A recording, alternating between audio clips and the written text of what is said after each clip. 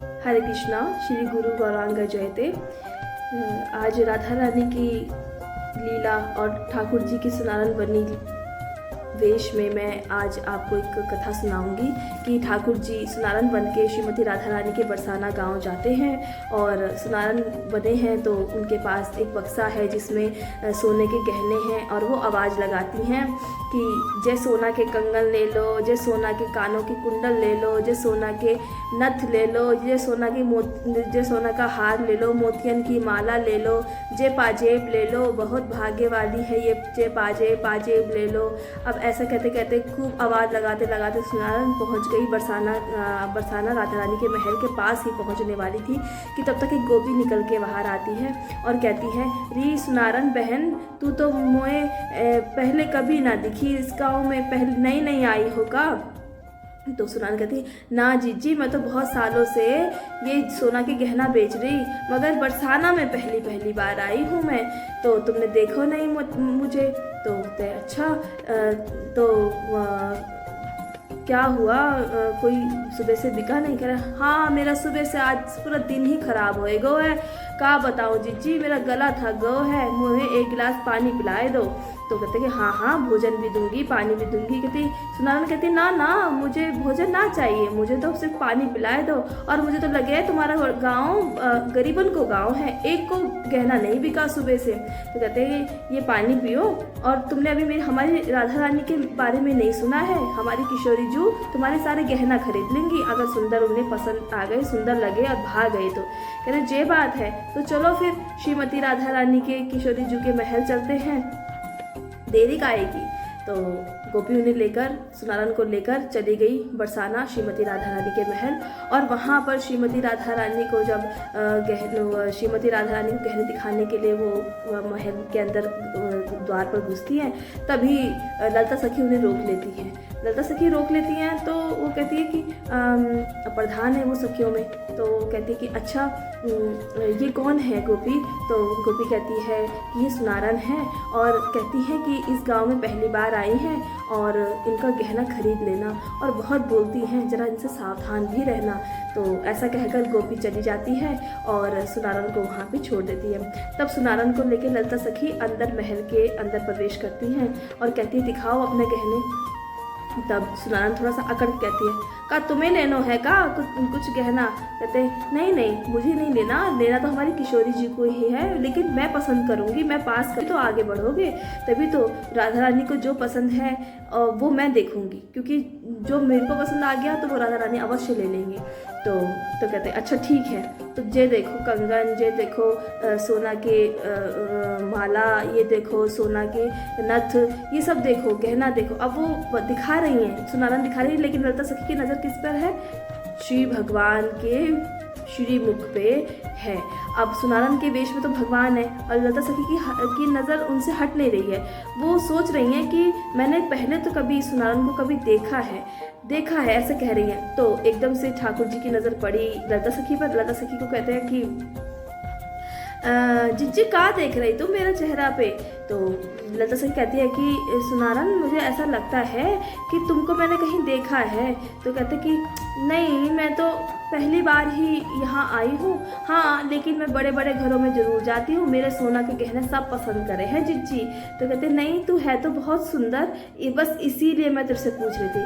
तो सुनारन थोड़ा सा लज्जा के मारे शर्मा जाती है और कहती, जिज्जी ठीक है, तुम अब अपनी स्वामिनी को, अपनी श्रीमती राधा रानी को बुलाओ, और ये सोना के गहने पसंद हैं तुमको तो फिर हम चलें ये बेच के। तो श्रीमती राधा रानी के कमरे में ललिता जी जाती हैं, और ललिता जी जब जाती हैं तो वो देखती हैं कि श्रीमती राधा रानी बहुत सुंदर सुखमय नींद में पड़ी हैं, और उस समय उनको विश्राम करने देना चाहिए, उनको जगाना नहीं चाहिए। तो वो ललिता सखी श्रीमती राधा रानी के कमरे से बाहर आके सुनारन के पास आती है और कहती है कि सुनारन, तुम्हें अभी जाना पड़ेगा, क्योंकि हमारी किशोरी जू सो रही हैं और बहुत अच्छी नींद में सो रही हैं, मैं उन्हें परेशान नहीं करना चाहती। तो तभी सुनारन भड़क जाती है, कहती जय का बात हुई, मैं इतनी दूर से आई, सुबह से सुबह से कछु खाए ना कछु पियो, और मेरा गला और थक गयो, और कछु बिको भी नहीं, और अब तुम कह रही कि तुम चली जाओ, अब यहाँ नहीं, मैं यहाँ पे अभी काम नहीं बनेगा, तो ये कैसी बात है। अब चिल्ला चिल्ला के कहने लगी सुनाना। इतने में श्रीमती राधा रानी की निंद्रा भंग हो गई और वो कहती हैं, ललिता सखी को आवाज आ गई, ललिता, अरे ललिता क्या हुआ। तो ललिता सखी बोलती है, जी किशोरी जू, कोई सुनारन आए हैं और वो सोने के गहने लेकर आए हैं और कहती हैं कि वो आपको दिखाना चाहती है, आपको पहनाना चाहती हैं। तो श्रीमती राधा रानी अपने कमरे से बाहर आती है जहाँ सुनारन बैठी है, तो वहाँ पर वो विराजित होती हैं। ललिता जी उन्हें बिठाती हैं। तो श्रीमती राधा रानी सुनारन से कहती कि लाओ दिखाओ अपने गहने। तो वो अभिनय बहुत सुंदर है, बड़े बड़े तराश के और बड़े फुर्सत में बनाए हैं गहना। अब आप पे तो बहुत सुंदर लगे हैं, आप बहुत सुंदर हैं और आप पे तो ये गहना भी बहुत सुंदर लगेंगे। तो तब श्रीमती राधा रानी गहनों को नहीं, ठाकुर जी के मुख पर देख रही हैं और उन्होंने अपना धीरे से हाथ बढ़ाया और उनके केश से उनके गालों पर वो हाथ फिराया और कहा कि सुनारन, तू तो बहुत सुंदर है, बहुत अच्छी है, और ऐसा लगता है कि तेरा और मेरा ना जन्मों जन्मों का कोई रिश्ता है, कोई नाता है। ये तो राधा रानी की लीला है कि राधा रानी इतना कह रही हैं, नहीं तो राधा रानी को पता नहीं है, इनको स्पर्श जाना पहचाना लगता है।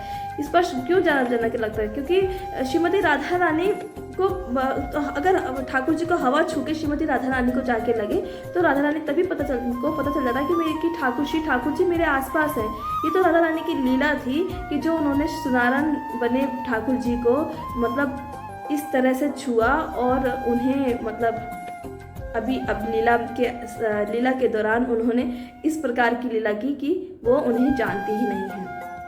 तो श्री ठाकुर जी पीछे हो गए और श्रीमती राधा रानी का हाथ श्रीमती राधा रानी ने अपना हाथ हटा लिया और ठाकुर जी पीछे हो गए, क्योंकि ठाकुर जी जब श्रीमती राधा रानी ने उन्हें स्पर्श किया तो ठाकुर जी का जो रोम था वो पुलकित हो उठा और वह अपने असली वेश में आने वाले थे। तभी वो पीछे हट गए और श्रीमती राधा रानी को बातों में उलझा कहते हैं कि जे सब छोड़ो किशोरी जू, जे देखो ये सब गहना है, अब एक एक करके हम तुम्हें पहनाएंगे।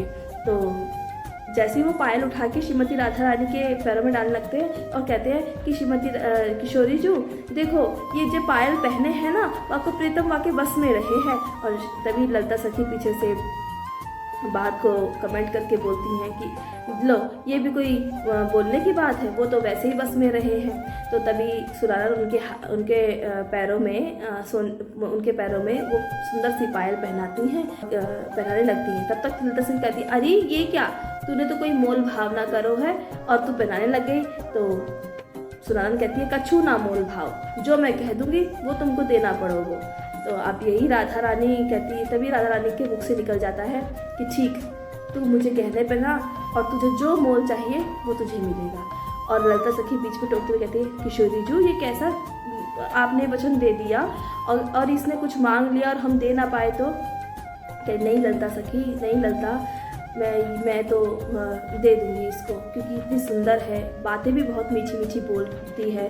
तो तभी ठाकुर जी, जैसे ही ठाकुर जी श्रीमती राधा रानी को पायल पहनाने लगे, कुंडल पहनाने लगे, कंगन पहनाने लगे, मोतियों की माला पहनाने लगे, मांग टीका नथ सब पहनाने लगे उनको एक एक करके, और फिर दोबारा से उनके चरणों की ओर आए, चरणों को अपने हाथों में लेकर अश्रु धारा से, अपनी आँखों के आंसुओं से श्रीमती राधा रानी के चरणों को पखारने लगे और कहने लगे कि अब मैं अपने इन गहनों का मोल मांगती हूँ किशोरी जू, कि इन चरणों में सदैव मुझे वास देना, सदैव मुझे इन चरणों में वास देना और कभी भी मुझे अपने सेवा से वंचित मत करना, अपने सेवा जो प्रेममयी सेवा है उससे वंचित मत करना, और आपके चरण ही मेरा सर्वस्व है किशोरी जू, आप मेरे प्राणों से प्यारी हैं।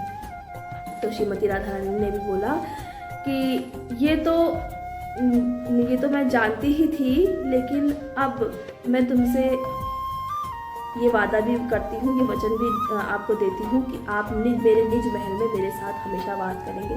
तो बरसाना मंदिर में, शिव बरसाना महल में श्रीमती राधा रानी के साथ श्री ठाकुर जी के विग्रह दिखाई देते हैं। हरे कृष्णा। श्री गुरु गौरांगा जयते। सभी वैष्णवों को